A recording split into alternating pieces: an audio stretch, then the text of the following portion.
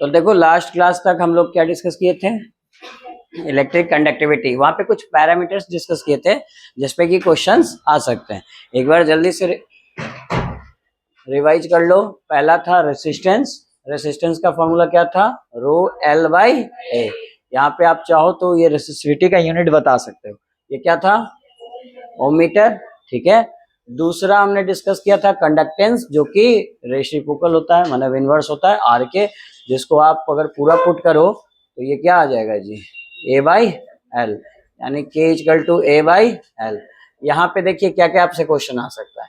आपको के पूछ सकता है, यानी कि कंडक्टिविटी क्या होती है, और दूसरा इसका यूनिट पूछ सकता है। तो बताइए, तो कंडक्टिविटी का यूनिट क्या बताया था आपको, पर ओम पर मीटर, या फिर इसको क्या बोलते थे एक word, Simon, centimetre generally use करते थे, साइमन सेंटीमीटर। ये आपका ऑब्जेक्टिव में एग्जाम्स में पूछते हैं, ठीक है। और बाकी कंडक्टिविटी क्या होता है वो भी पूछ लेता है, ठीक है। तीसरा टर्म हम लोग क्या पढ़े थे बताइए, सेल कांस्टेंट, जिसको किससे रिप्रेजेंट करते हैं, जी स्टार से। ये किसका ये रेशियो होता है, L by A, length of wire and cross sectional area. इसका क्या यूनिट होगा, मीटर इनवर्स। और रेसिस्टेंस और के में क्या रिलेशन होता है, जी star, are K equal to G star. ये कभी कभी 2 मार्क्स में आपको प्रूफ करने आ सकता है। ये आपको पूछा गया है जी बोर्ड एग्जाम में, derive the relation between R K equal to G star, मतलब cell constant is a product of resistance and conductivity. ये आपको प्रूफ करना था, ठीक है। इस फॉर्मूला की मदद से आप कर सकते हो, रो को खाली इधर लाना और हो जाएगा। ये था ना कल, याद आ रहा है, ठीक। नेक्स्ट टर्म क्या पढ़े थे, मोलर कंडक्टिविटी। तो मोलर कंडक्टिविटी भी आपको 2 मार्क्स का डिफिनेशन आ सकता है। मोलर कंडक्टिविटी पे न्यूमेरिकल्स भी आते हैं, और न्यूमेरिकल्स का फॉर्मूला क्या होगा, के सी इंटू 1000। अब बात आता है के सी क्या है, कंसंट्रेशन, और के तो जानते ही हो। और एक और इस पे ऑब्जेक्टिव आएगा जो पूछेगा कि इसका बताइए यूनिट क्या होगा। तो बताइए यूनिट क्या था, साइमन सेंटीमीटर स्क्वायर पर मोल। धीरे धीरे याद भी हो जाता है लिखते लिखते। बाकी तो इसको इन दोनों का आप यूनिट पुट करके निकाल सकते हो। बस ध्यान रहे कि लीटर के जगह 1 लीटर कितना होता है जी, 1 सेंटीमीटर क्यूब। तो ये वाला यूज कर सकते हो, सेंटीमीटर क्यूब यहाँ रखेंगे तो ये आपका सेंटीमीटर स्क्वायर आ जाएगा। यहीं तक पढ़े थे ना।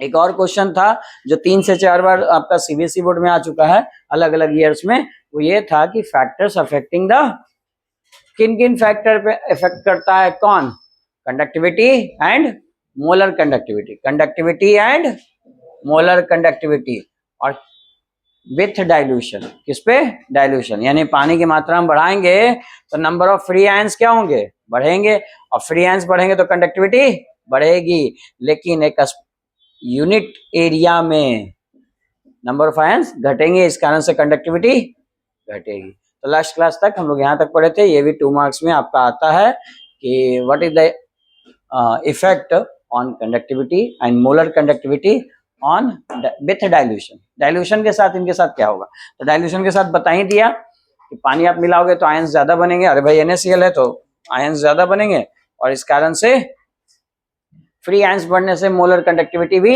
बढ़ेगी। लेकिन एक स्पेसिफिक यूनिट एरिया में एक्चुअली फ्री आयंस की संख्या घट जाएगी, जिसके कारण कंडक्टिविटी घटेगी।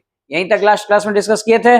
और ये सब हम लोग जो डिस्कस किए थे वो किसके लिए किए थे, स्ट्रॉन्ग इलेक्ट्रोलाइट के लिए। किसके लिए, फॉर अ स्ट्रॉन्ग इलेक्ट्रोलाइट। तो आप बताओ कि स्ट्रॉन्ग इलेक्ट्रोलाइट, चलो लिखो, स्ट्रॉन्ग इलेक्ट्रोलाइट जिसमें हम लोग आपको बताए थे कि ये 100% डिसोसिएट होता है, टूटता है, इसीलिए इसका अल्फा कितना होता है, डिग्री ऑफ डिसोसिएशन 1। और इसके केस में वीक इलेक्ट्रोलाइट होगा आपका, अगर वीक इलेक्ट्रोलाइट तो इस केस में अल्फा क्या होगा, लेस देन 1। इसका ग्राफ भी कभी कभी क्वेश्चन में, एक बार जेईई मेन में पूछा हुआ क्वेश्चन है, देखिए क्या पूछा, इसका ग्राफ प्लॉट करोगे तो ये ऐसा कुछ आता है, ये लाइन डिक्रीज करता है। यहाँ पे आपका स्ट्रॉन्ग इलेक्ट्रोलाइट यानी कि रूट अंडर सी, कंसंट्रेशन के टर्म में ध्यान दीजिएगा, ये रूट अंडर सी होता है, मतलब ये हाफ होता है। यही चेंज करता था उस क्वेश्चन में ना, उन्होंने ऐसे ही चेंज किया था कि वीक इलेक्ट्रोलाइट के लिए molar conductivity and root under C का ग्राफ कैसे जाएगा, तो वीक में आपका ग्राफ ऐसे नहीं जाता, इस तरह से कुछ जाता है जहाँ की अल्फा की वैल्यू लेस देन 1 है। ठीक है, तो आप ये ग्राफ भी ध्यान में रख सकते हो। वहां पे ऐसे करके 3-4 उन्होंने ग्राफ दे दिया था और यूनिट को चेंज कर दिया था, सी कर दिया था। ठीक है, और कुछ ग्राफ ऐसे दे दिया था उन्होंने। तो बताओ आप कौन सा आंसर सही बताओगे, आपको पता ही है। For strong electrolyte which graph is right, है ना, ऑप्शन ए। तो इस तरह का क्वेश्चन आपके एक बार कंपटीशन में पूछा हुआ था, समझ में आता है। तो थोड़ा सा ये ग्राफ ध्यान में रखना। बाकी आप y equal to mx plus C, एक लाइन का ये ग्राफ है। ठीक है, तो ऐसे इसमें कोई खास सवाल आएगा नहीं, बस यही आएगा। ठीक है, तो ये ग्राफ ध्यान रखना। और ये बी का इस तरह से कुछ आएगा, ये लीनियर नहीं होगा, एक लाइन के फॉर्म में नहीं होता। ठीक है, चलिए अब हम बात करते हैं क्या, नेक्स्ट टॉपिक। ये भी कभी आपको ऑब्जेक्टिव में देखने को मिल जाए तो आप टिक कर लो, 1 मार्क्स का क्वेश्चन इस पे आ सकता है। बाकी आगे बात करते हैं। अब हम लोग बात करेंगे स्ट्रॉन्ग इलेक्ट्रोलाइट के बाद किसका, वीक इलेक्ट्रोलाइट। तो वीक इलेक्ट्रोलाइट का हम कंडक्टिविटी कैसे निकालेंगे, यानी मोलर कंडक्टिविटी कैसे निकालेंगे, तो उसको उसके लिए एक लॉ पढ़ते हैं जो एग्जाम्स में बहुत ज्यादा पूछे जाते हैं, वो उसका नाम है कोलरस लॉ। तो हेडिंग दीजिए कोलरस लॉ।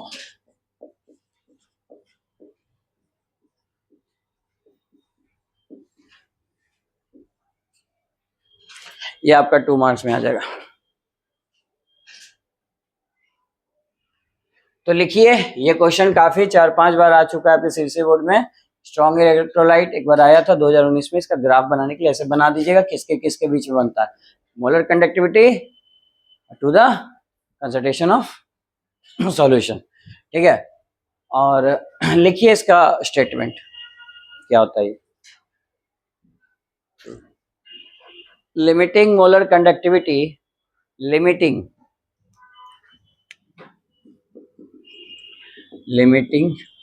मोलर कंडक्टिविटी इसको रिप्रेजेंट करते हैं पाई एम नॉट से। ठीक है, तो लिख लो limiting molar conductivity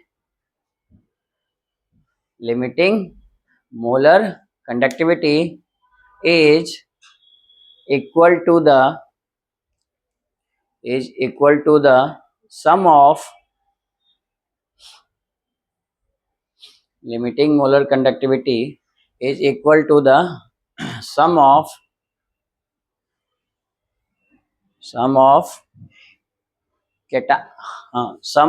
cations and anions, sum of cation and anions। Cation और एनायन का सम कर दो, उसका जो सम आएगा वही किसके बराबर होगा, मोलर कंडक्टिविटी बी के इलेक्ट्रोलाइट के लिए।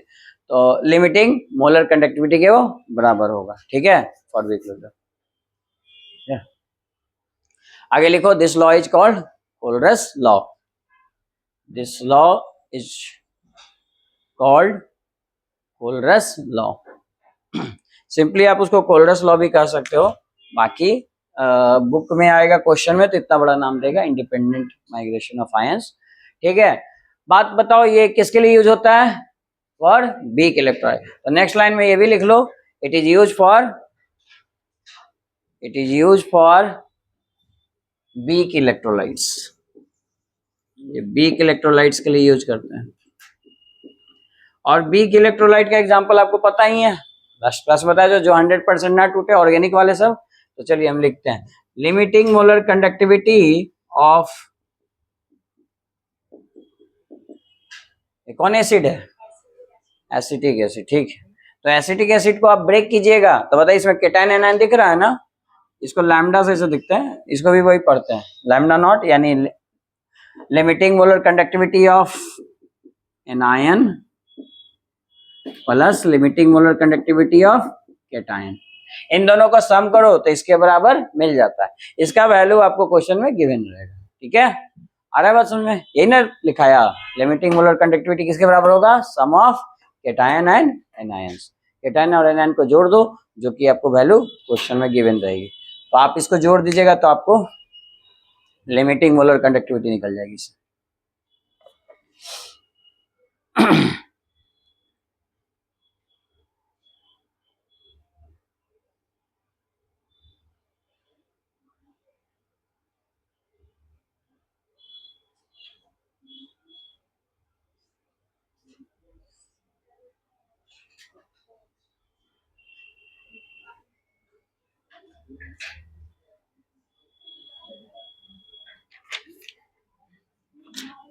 ठीक है, चलिए अब लिखिए एप्लीकेशन।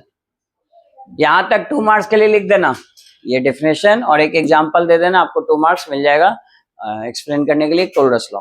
अब लिखिए application of Kohlrausch law, application of Kohlrausch law.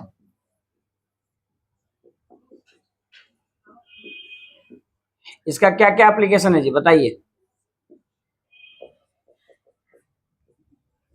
First application तो आप बता ही दिए, किस लिए यूज करते हैं जी, it is use to calculate limiting molar conductivity, ये निकाल सकते हैं। तो पहला लिखिए, it is use to calculate, it is use to calculate, it is use to calculate limiting molar conductivity. इससे हम क्या निकाल सकते हैं जी, क्या निकाल सकते हैं, कैलकुलेट लिमिटिंग मोलर कंडक्टिविटी।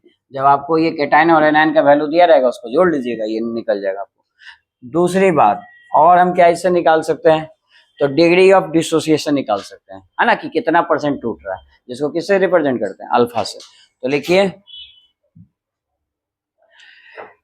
है ना, it is use to calculate degree of dissociation, it is use to calculate degree of dissociation, degree of dissociation मतलब हम क्या निकाल सकते हैं जी, अल्फा। अब ये जान लो कि degree of dissociation, degree of dissociation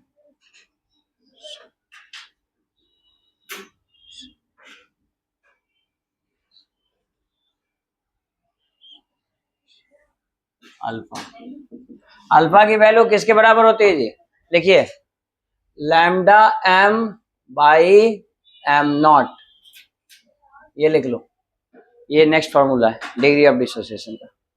degree of dissociation alpha equal to alpha M, sorry lambda M by lambda M not. Lambda M को क्या बोलते हैं बोलो,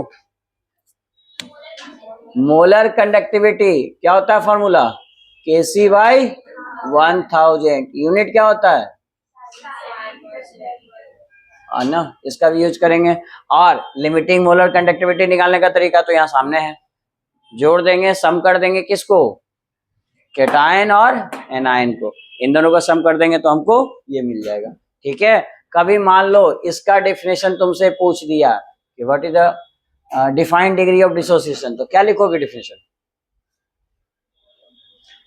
है तो it is the ratio of molar conductivity to the limiting molar conductivity. लिख लो, limiting sorry degree of dissociation is defined as, कभी आपसे पूछ दिया तो 2 मार्क्स में लिख लो, अल्फा किसको कहेंगे, हेडिंग दो यहाँ पे, degree of dissociation alpha, degree of dissociation जिसको आप क्या कहते हो, अल्फा।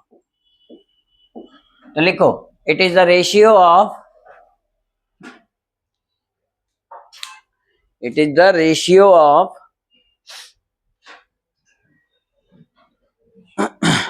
बताओ किसका किसका रेशियो है, it is the ratio of molar conductivity to the limiting, लिखो it is the ratio of molar conductivity to the limiting molar conductivity.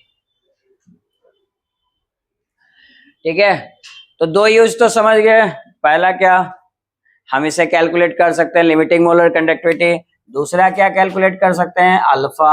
Alpha की वैल्यू क्या होती है, lambda M by lambda M not, कोई दिक्कत, ठीक।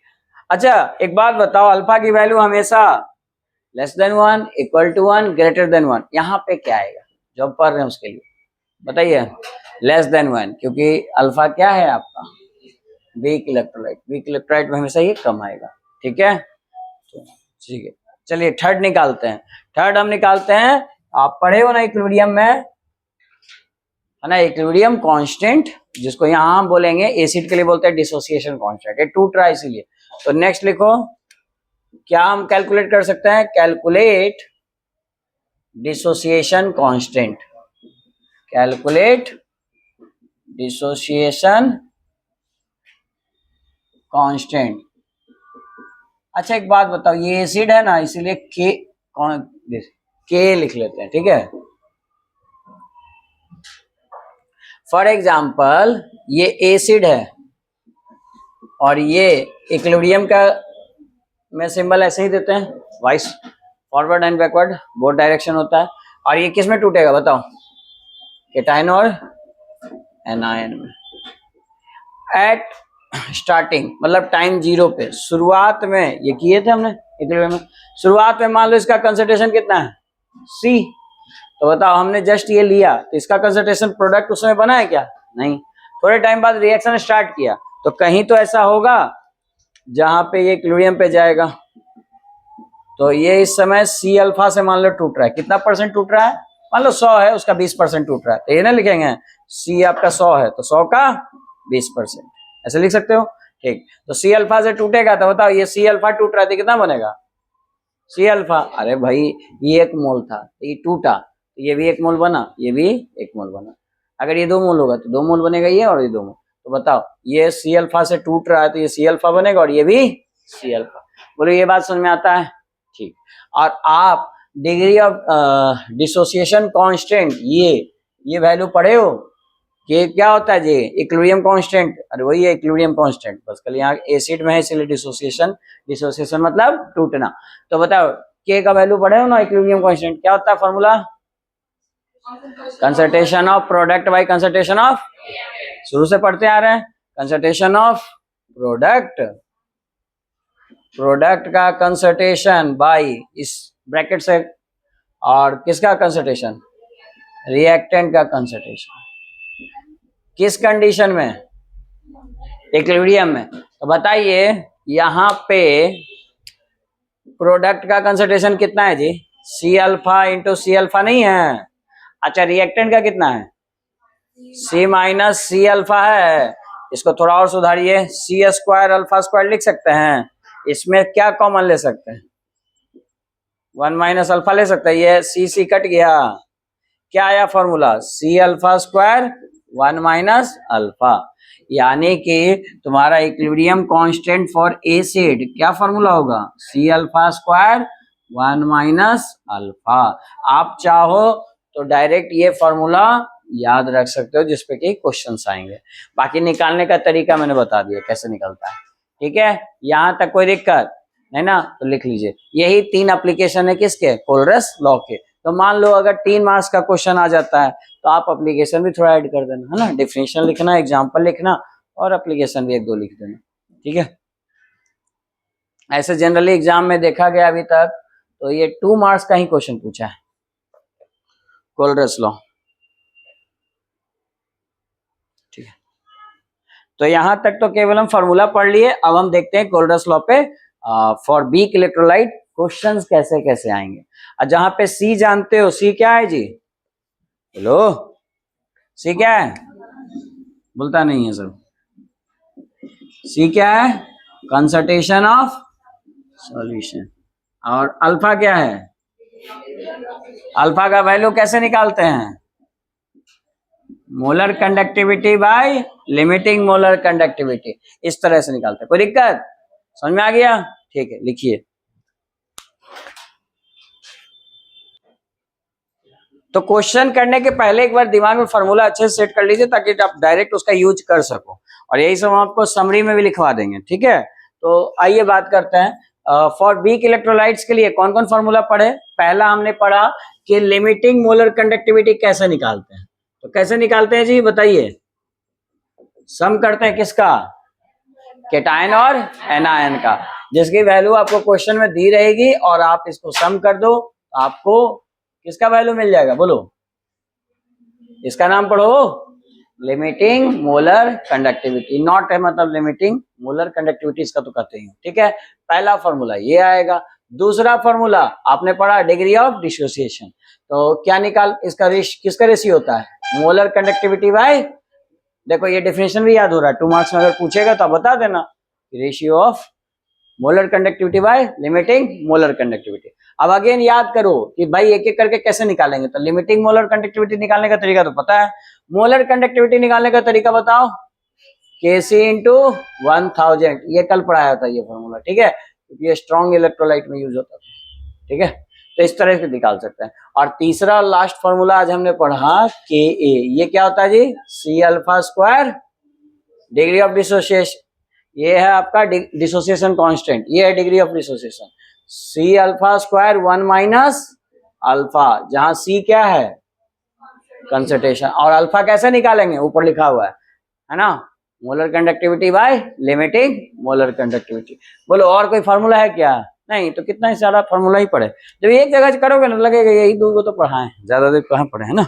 तो चलिए इन दोनों पे देखते हैं क्वेश्चन कितने आते हैं। लिखिए क्वेश्चन, ये 2017 में आपके सीबीएसई बोर्ड में आया है।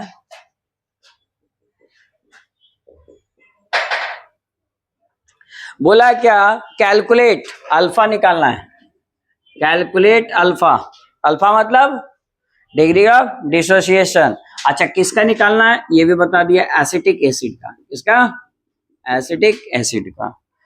और बोला है ऑफ इट्स मोलर कंडक्टिविटी, जहां की इसका मोलर कंडक्टिविटी दे रखा है, यही ना मोलर कंडक्टिविटी है, इसका वैल्यू दिया है 39.05, यूनिट तुमको पता है लेकिन ये लोग यूनिट भी लिखा है साइमन पर, ये दिया हुआ, ठीक है। तो चलिए फिर निकालिए अल्फा, और जहां की आपको ये भी बता दिया है हाइड्रोजन आयन का कंसंट्रेशन कितना होगा 349.6, एंड ये कौन है, इसका नाम पता है, एसिटेट आयन बोलते हैं इसको, है ना, वो एसिटिक एसिड से नहीं आता है भाई, एसिटिक एसिड से ही ना आया, तो नेगेटिव चार्ज को एसिटेट बोलते हैं, है ना, इसी से तो आ रहा है, तो नेगेटिव को एसिटेट आयन बोलते हैं। खैर आप नाम नहीं जानते कोई बात नहीं, 040.9, ठीक है। बताओ जी आंसर कितना आएगा अल्फा का वैल्यू, देखे ना 1 से तो कम ही आएगा, लेकिन आप निकाल के बताओ एग्जैक्ट कितना आएगा।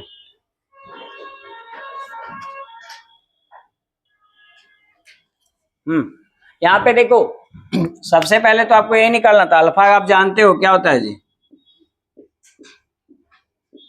इसका वैल्यू दे रखा था उन्होंने, इसी का ना निकालना था, और इसका वैल्यू किसके सम के बराबर होता है, केटायन और एनायन, तो केटायन भी है और एनायन भी हमें पता है, इन दोनों का वैल्यू का आप सम कर दो, आपको ये निकल जाएगा, कितना है जी ये 349.6 प्लस ये कितना है, ये कितना आ रहा है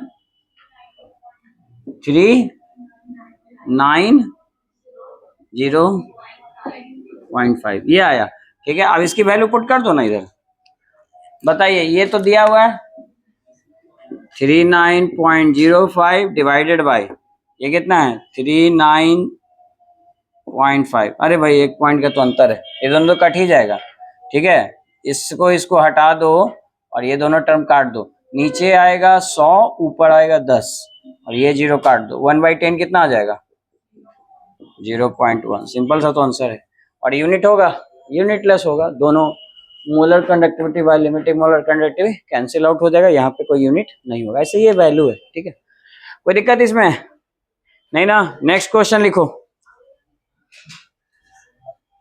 इस पे पूछा है जो ये आपका 2015 में पूछा है, ये आपका क्वेश्चन 3 मार्क्स का है, 3 मार्क्स 2 मार्क्स के दोनों आते हैं, ये 2 मार्क्स वाला था छोटा सा, 3 मार्क्स का लिखो, क्या दिया है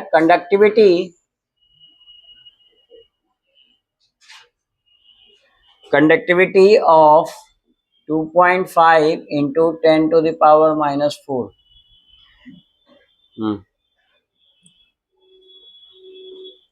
m, ये किसका वैल्यू लग रहा है तुमको बता सकते हो, हाँ कंसंट्रेशन, मोलरिटी है ना कंसंट्रेशन का, बिल्कुल सही बात है। मिथेनोइक एसिड, अभी कंडक्टिविटी का वैल्यू ये आगे लिखिएगा, मिथेनोइक एसिड इज कितना जी 5.25 into 10 to the power -5, अब बाकी तो तुमको इसका पता ही है, यूनिट कंडक्टिविटी का क्या होता है जी साइमन परसेंटेज, खैर क्वेश्चन में दिया रहेगा। कैलकुलेट करना है आपको दो चीज, molar conductivity calculate molar conductivity और लिमिट नहीं एंड अल्फा, दो चीज निकालना है। आज जहाँ पे आपको कुछ वैल्यू दिया रहा है, हाइड्रोजन आयन का कंसंट्रेशन फिर से दिया हुआ है 349.5 और आपका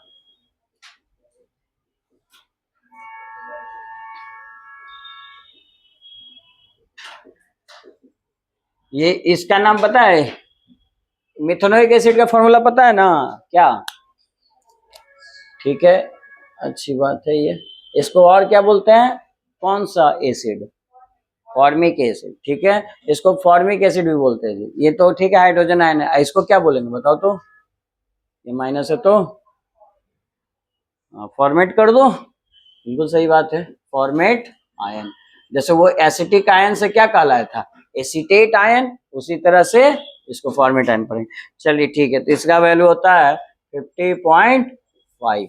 निकालिए दोनों वैल्यू, दो वैल्यू निकालने दिया है, इसलिए 3 मार्क्स का क्वेश्चन है। निकालिए कितना होगा।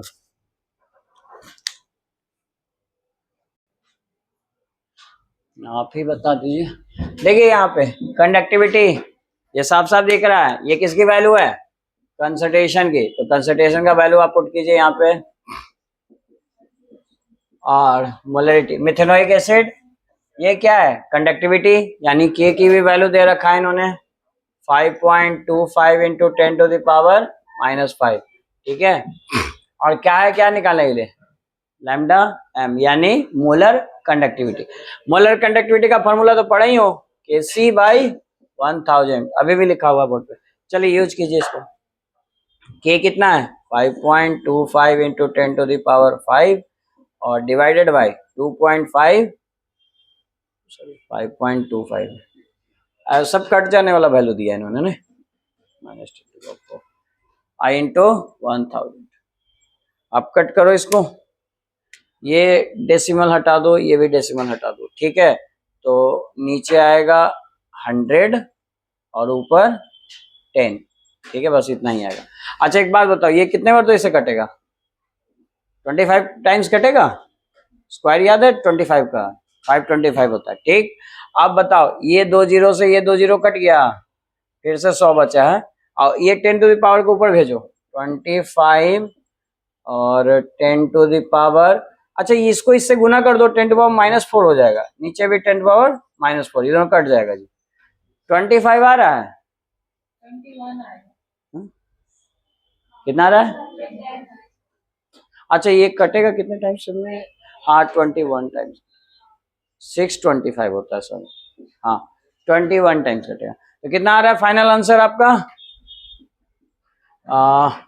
Lambda M equal to 21। Unit क्या लिखेंगे, साइमन सेंटीमीटर स्क्वायर पर मोल। ये वैल्यू सबका आया, यस या नो? 210, एक जीरो और आ रहा है, इसका डेसिमल हटा, इसका डेसिमल हटा, यहाँ पे 100 रखे और यहाँ पे 10। ठीक है, फिर ये आपका 2 जीरो से 2 जीरो कट गया, ये फिर से 100 आ गया। अच्छा ये भी तो 10 बच गया था जीरो, हाँ यहाँ पे एक 10 बच गया, 210। ठीक,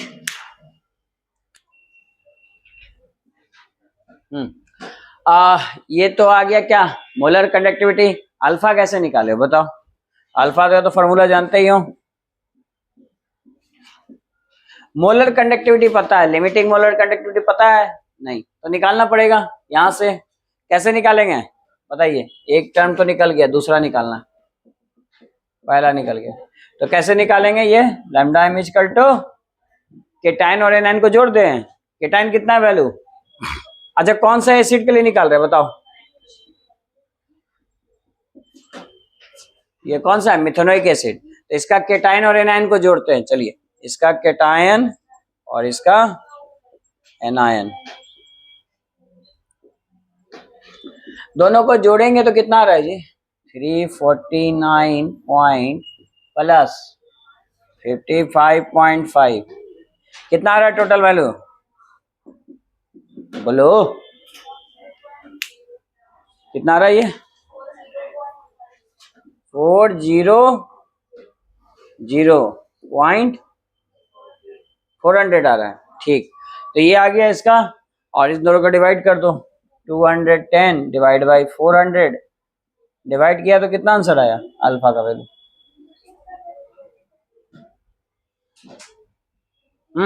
बताइए अल्फा कितना आया? 0.52। अच्छा इतना रहने दो, काफी 2 डिजिट है। ठीक है, आ गया आंसर सबका? तो इस तरह से ये बना सकते हो, सिंपल सा क्वेश्चन आता है इस पे, ये फॉर्मूला आपको पता है, बना लो। अब ये बनाओ, ये भी क्वेश्चन आपका पूछा हुआ है बोर्ड में 2013 में। वो वाला कितने लोग का सही से आंसर आ गया? ठीक है, बाकी लोग उतार लीजिए, जल्दी से ये बनाइए फिर। देखिए क्वेश्चन पढ़िए।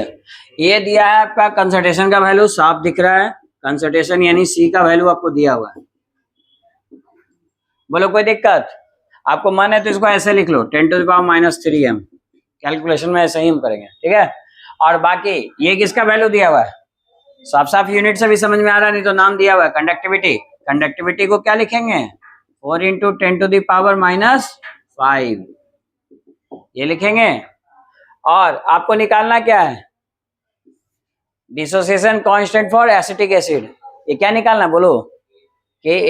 डिसोसिएशन कांस्टेंट किसको रिप्रेजेंट करता है? Ka की वैल्यू चाहिए। Ka की वैल्यू चाहिए तो फॉर्मूला में आपको क्या क्या चाहिए बताइए? आपको क्या क्या चाहिए? Ka = C∝² 1 - alpha. यानी पहले तो आपको C तो पता है, अल्फा चाहिए, और अल्फा चाहिए तो क्या क्या चाहिए? फॉर्मूला लिखकर समझो, λ/λm0।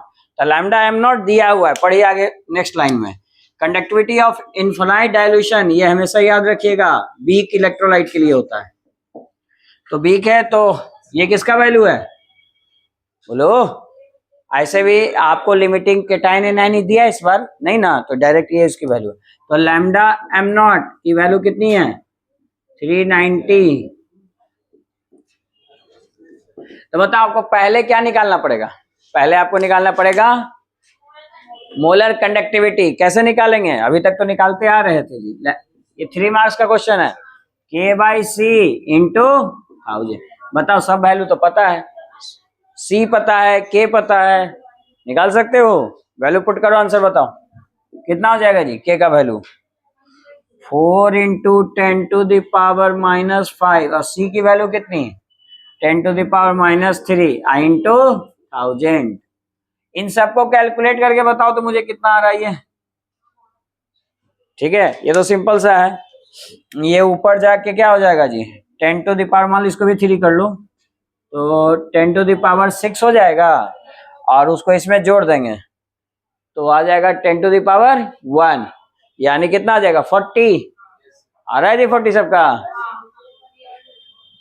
ले भाई लिख। 4 × 10⁵ डिवाइडेड बाई, अच्छा इसको ऊपर ले जाएंगे, 10⁻³ होगा, 1000 और है, ठीक है। बोलो ये 10⁵ से कट जाएगा, तो इसमें टोटल कितना लिख लें? ये 10⁻³ है, चलो ये हो गया 10⁻6 और ये हो गया 10⁻⁵। आप ऐड कर लो, दोनों को ऐड करोगे तो क्या होगा? 10⁻1 बचेगा भाई, 6 - 5 1 आया, ठीक, और 4 तो कितना आ गया?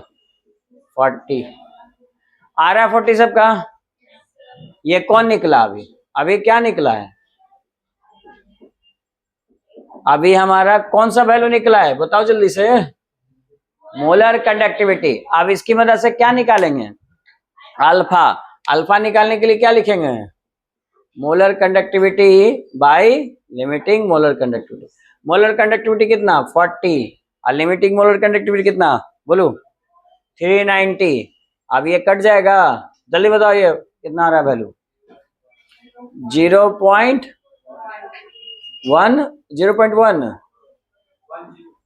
102 ये आ रहा है। ठीक, आप लोग चेक कीजिए सबका अल्फा ये आ रहा है, यस या नो? ठीक है, अब अगर इतना आ रहा है तो क्या के नहीं निकाल सकते हो? क्या निकालने का है? के ए डिग्री और डिसोसिएशन कांस्टेंट क्या होता है फॉर्मूला इसका? C∝² 1 - alpha. बताइए सी का वैल्यू है आपके पास? देखो कहाँ पे सी शुरू में ही दे रखा था, ये रहा, तो सी का वैल्यू ये लिख दिया। अच्छा अल्फा कितना है जी, ये रहा 0. इसको 0.1 मानो ना, चलो तो 0.1 का स्क्वायर डिवाइड बाय, है ना, डेसिमल के बाद एक डिजिट तक बहुत है, क्योंकि जीरो था ना, दूसरा ले लेते अगर जीरो नहीं रहता तो। चलो 0.1 और फिर 1 माइनस अल्फा का वैल्यू कितना लेंगे 0.1, घटा लीजिए 0.9 आएगा। चलिए निकालिए इसको जल्दी से, 10⁻3 आई कितना बार गुना होगा, दो बार गुना करेंगे 0.1 डिवाइडेड बाई 0.9, ये पॉइंट से पॉइंट हट जाएगा, ठीक, इसको इससे गुना करो, इसका भी पावर हटा दो, तो ये 10⁻3 था, इसको ऐसे 10⁻−1 लिख सकते हैं, और नीचे क्या है 9, यानी कि 1/9 इंटू 10⁻⁻4 लिख सकते हैं। 1/9 को डिवाइड करो और k की वैल्यू बताओ कितना आएगा। चलिए किसी का आया जी, बोलिए कितना आया 0.11 इंटू 10⁻⁻4, ये वैल्यू आया है।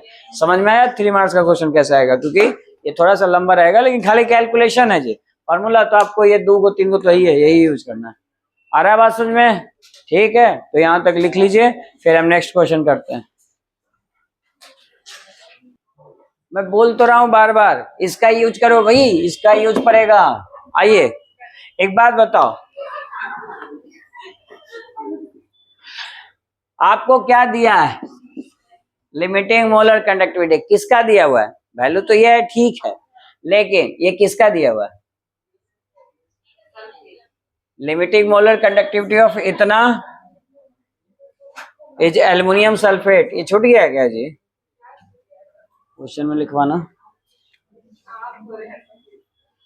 लिमिटिंग मोलर कंडक्टिविटी ऑफ, ये बाबू एक छूट गया एक टर्म यहाँ पे, एल्युमिनियम सल्फेट होगा, अब बनाओ एल्युमिनियम सल्फेट इज, यहाँ की जगह यहाँ लिख दिया था, ठीक है, ये जो मोलर लिमिटिंग मोलर कंडक्टिविटी है वो किसका है, एल्युमिनियम सल्फेट का, ये वर्ड यहाँ पे लिखा गया, यहाँ लिखा, तो आप ट्राई करो तो, हाँ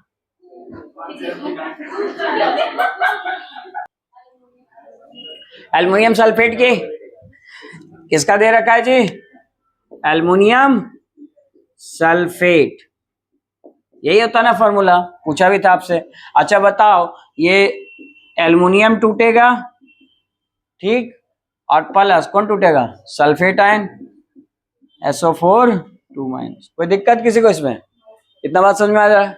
अब एक बात बताओ, ये फॉर्मूला में एल्युमिनियम कितने हैं, तो यहाँ पे बैलेंस करोगे ना जी, अगर भाई MgCl2 टूटेगा तो क्या बनेगा, Mg2+ आएगा, लेकिन Cl- आएगा, लेकिन कितने Cl आएंगे, 2 आएंगे, 2, इसी से वैल्यू चेंज हो जाएगा।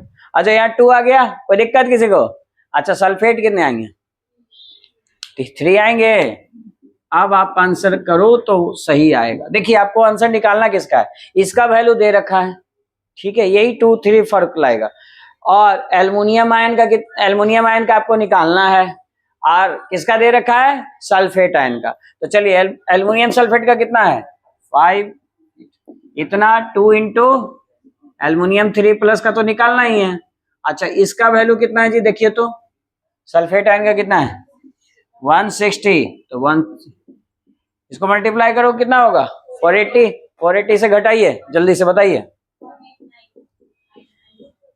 अब आ गया ना, ठीक, तो 858 माइनस उसको इधर लाएंगे 480, ये घटा लो, और इसको घटाने के बाद इससे किससे डिवाइड करोगे 2 से, तो एल्युमिनियम सल्फेट का आयन का पी है, इसको घटा के कितना आया जल्दी से बताइए, 378 डिवाइड बाई 2, तो कितना आ जाएगा 189, इतना आ रहा है जी सबका, समझ में आ गया क्वेश्चन कैसे आएगा, यूनिट क्या लिखेंगे जल्दी बताओ, इसका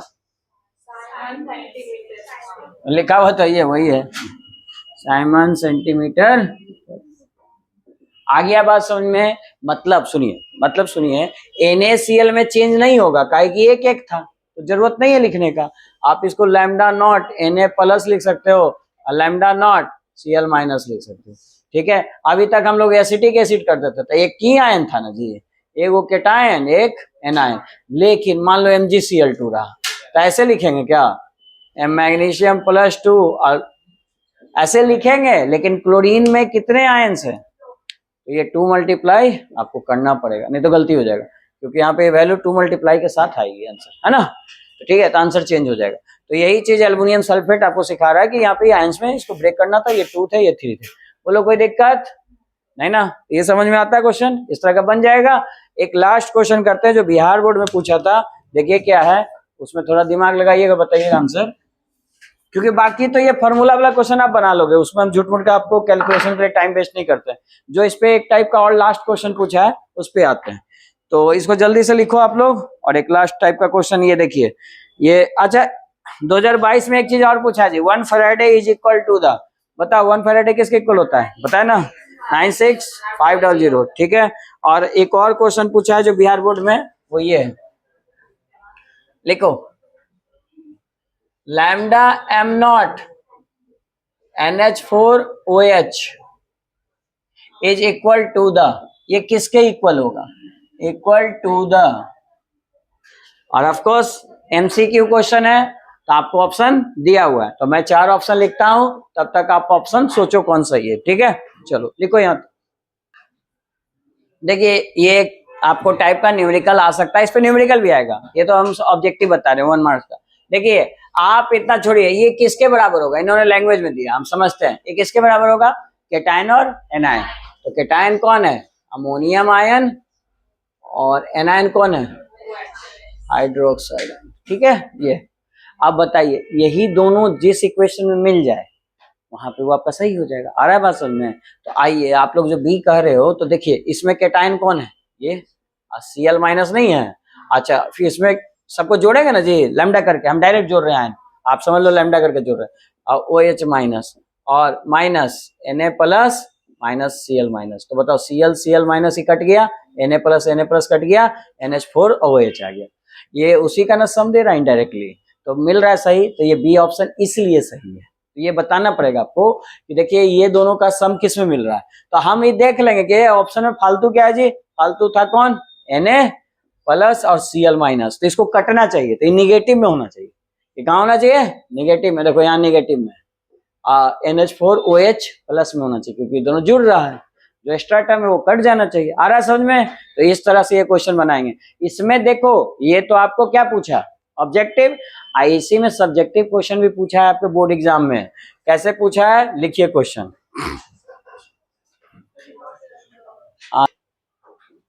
हाँ जी, तो बताइए वीक इलेक्ट्रोलाइट के लिए कौन सा लॉ है जिससे हम निकालते हैं, पहले वीक इलेक्ट्रोलाइट के लिए जो कंडक्टिविटी है उसको क्या कहते हैं, लिमिटिंग मोलर कंडक्टिविटी, वो क्या होता है, कोलरस लॉ के थ्रू निकालते हैं। कोलरस लॉ क्या होता है, बोलो,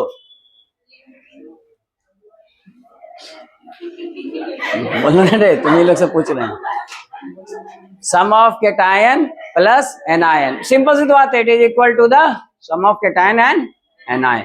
अब केटायन एनायन की वैल्यू दे रखिएगी। अच्छा फिर पढ़े डिग्री ऑफ डिसोसिएशन, वो किसके बराबर होता है, रेशियो ऑफ किसका, molar conductivity to limiting molar conductivity. और लास्ट टॉपिक पढ़े थे डिसोसिएशन कांस्टेंट, के किसके बराबर होगा, C alpha square 1 minus alpha. बस इतना सा टॉपिक था, इस पे ये क्वेश्चंस कर लीजिएगा, ठीक है।